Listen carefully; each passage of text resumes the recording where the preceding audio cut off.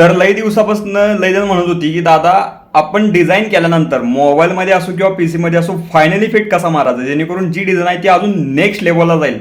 तर तेच आपण आजच्या रीलमध्ये बघणार आहे. तर पीसी मध्ये संपूर्ण डिटेल्स गोष्टी पहिल्यांदा समजून सांगणार आणि त्यानंतर मग मोबाईलचा पण विषय आहे तर तो पण आपण संपूर्ण बेसिक ते ॲडव्हान्स बघूयात. तर डिझाईन कंप्लीट झाल्यानंतर त्याच्या सगळ्या वरच्या लेअरला सिलेक्ट करायचा आहे आणि इथं कीबोर्डमध्ये अल्ट शिफ्ट कंट्रोल या 3 कीज होल्ड करून ई दाबायचा आहे. त्यामुळे तो वर बघू शकता तुम्हाला एक खालच्या लेअरची सगळ्यात वर कॉपी आलेली असेल तर राईट क्लिक मारून याला कन्वर्ट टू स्मॉल ऑब्जेक्ट करा.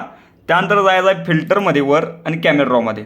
कॅमेरा रॉमध्ये आल्यानंतर मॅन्युअल इफेक्ट काय आपल्याला मारायचं नाही. इकडे बघा प्रोफाईलच्या पुढे कलरचं ऑप्शन आहे, त्याच्या पुढेच ब्राउज प्रोफाईलचं ऑप्शन आहे, यामध्ये जायचं आहे. यामधला आपल्याला एक नंबरचा आर्टिस्टिकवाला फोल्डर ओपन करून यातला तुम्ही जो काही तुमच्या मनाला येईल तो इफेक्ट मारचेला तो एकदम टॉपचा इफेक्ट बसतोय आणि तुम्ही तर अमाऊंट इंटेन्सिटी सेट करू शकता.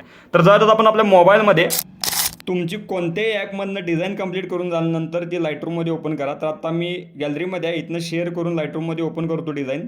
लाईटरूममध्ये आल्यानंतर तुम्हाला प्रिसेट्समध्ये जायचं आहे आणि त्यानंतर तुम्हाला युअर्समध्ये जायचं आहे. युअर्समध्ये क्रिएटिव्हमध्ये एकदम जेवढं विषयाड बघायला भेटतील तेवढे इफेक्ट मारा आणि त्यानंतर इथं तुम्ही बघू शकता पुढं ॲडजस्टमेंट पण करू शकता तुम्ही, जे काय आपली इंटेन्सिटी आहे ती कमी जास्त. ओके, त्याचबरोबर तुम्ही आपल्या कलर सेक्शनमध्ये पण भरपूर न्यूट्रल वेविड ते भरपूर छान आहेत तर ते पण ट्राय करा.